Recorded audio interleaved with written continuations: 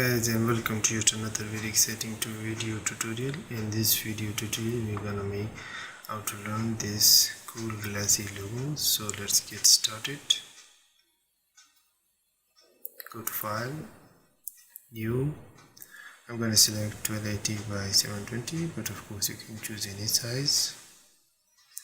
Choose the rectangular tool, and first of all we are gonna make our background like that. Make the fill a little grayish, like so. Now select the mesh tool, click in the center just once, that's it, and select its fill and make it white but little towards the blue. If you don't like it, leave it the way you prefer colors. Select the selection tool and now select the rectangular tool and make a shape that you like to make. Of course I'm going to make a shape that is this rectangular long shape.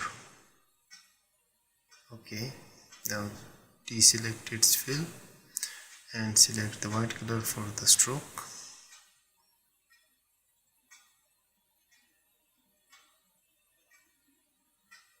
Select the rectangular tool again, make another square like so.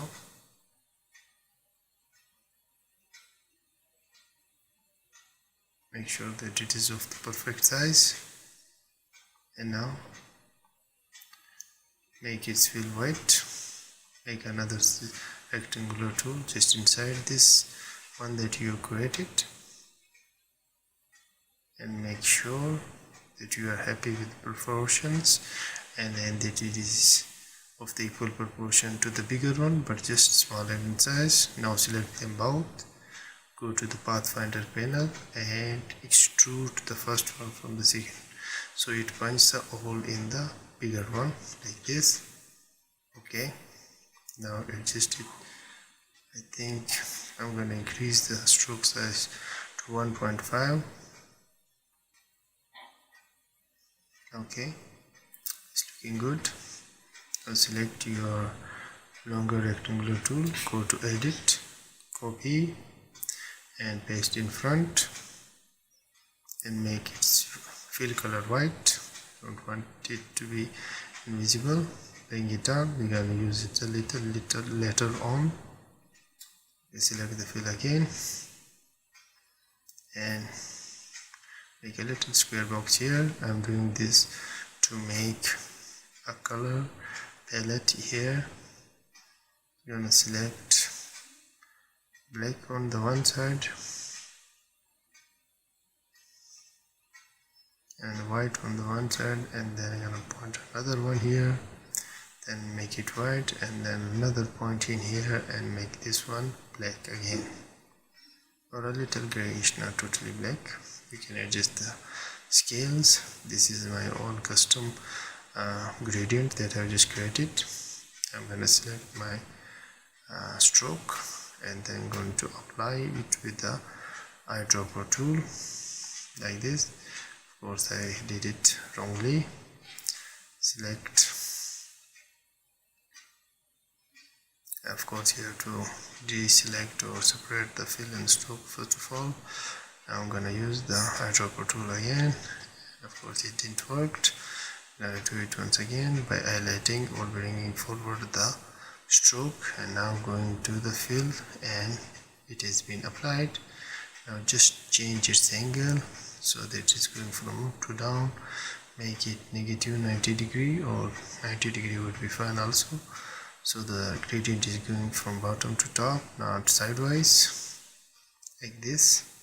It's gonna help us a lot in giving the glossy or the gloss look or appearance or illusion. So you can of course adjust your gradients the way you like it. You are satisfied with it.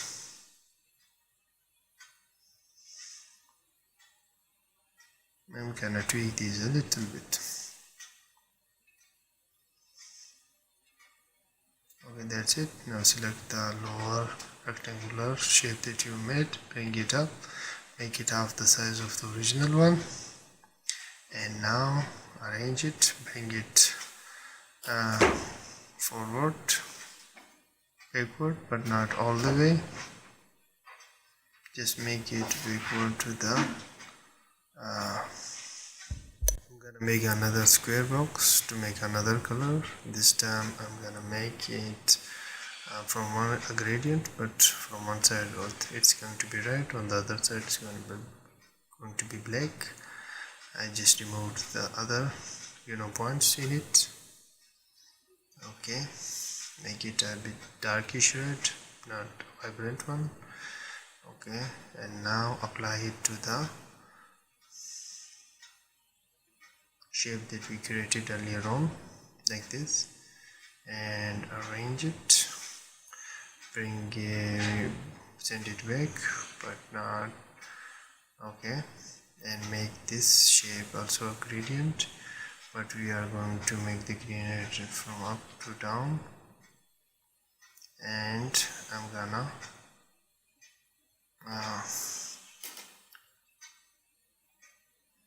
decrease the opacity to 40%, like so. And now select the gradient tool and adjust your gradient the way you like it, like this, of the square shape that we have created. Of course, you can change these at any time, or you can choose any color that you like. I like the red. I think I have also created other shapes that you saw in the start of the video. Okay, that's once these things are done, and now I'm gonna make its shadow. Select the ellipse tool and make a flat ellipse, actually, like this, so it's not oval but elliptical to extreme levels, like this. Okay,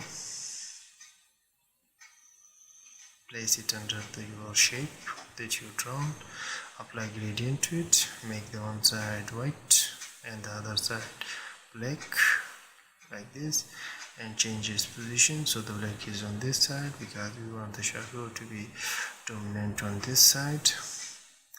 Apply another point here, so we're going to make it white also, like this, so the black comes under the red square shape that we have created.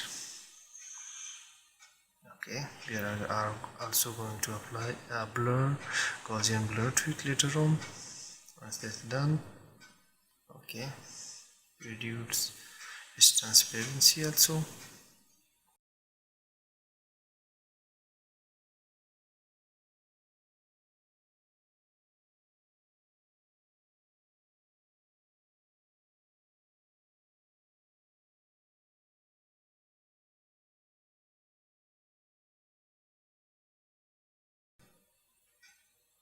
Select your shadow ellipse, go to effect, come down to Gaussian blur and choose Gaussian blur, adjust the amount.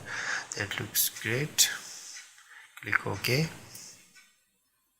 and it will be applied, like so. You can of course tweak the transparency and make sure that it looks perfect. I think now it's looking great for my one, but I cannot say what is that you have achieved. Okay, I'm going to also select the stroke of the glass shape that we have here, and our shape looks pretty much done. Now we all just have to apply a bit of shine. We're going to choose, now we are going to apply some flare to it by choosing the flare tool inside the gradient tool section panel.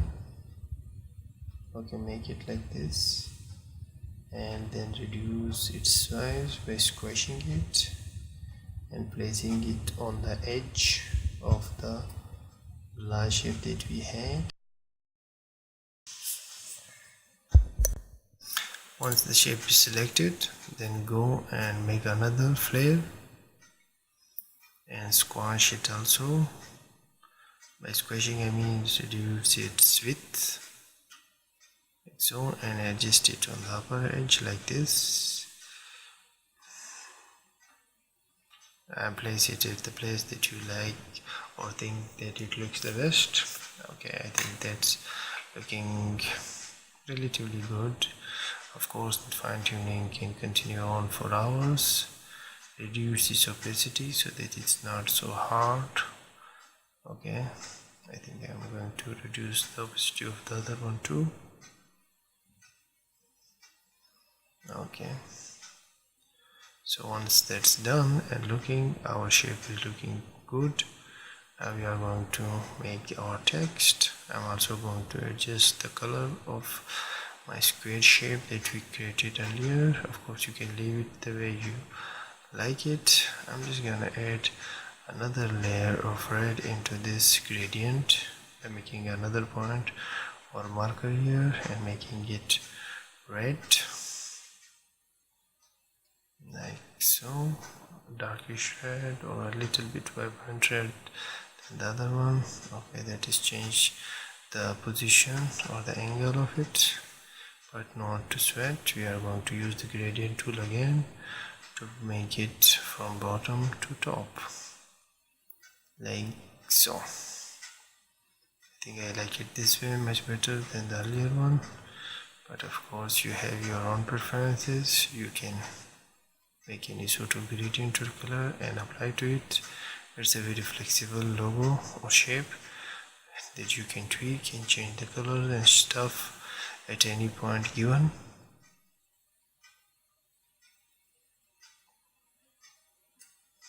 As I said, you can change its color at any time.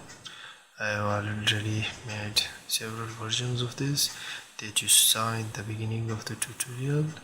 Now select the text tool and make a logo, any type of logo. I'm just gonna write at the moment logo name, increase its size to about something that is much more readable.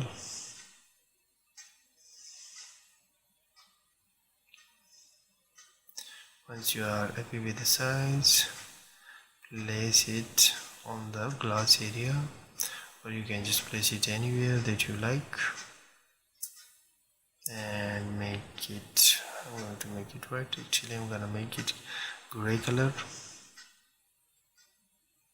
and reduce its size. I think it's a little too big now at the moment. Of course, I'm just making this text to be a placeholder. The original name of your logo or your brand would go, whatever you like it or whichever you prefer.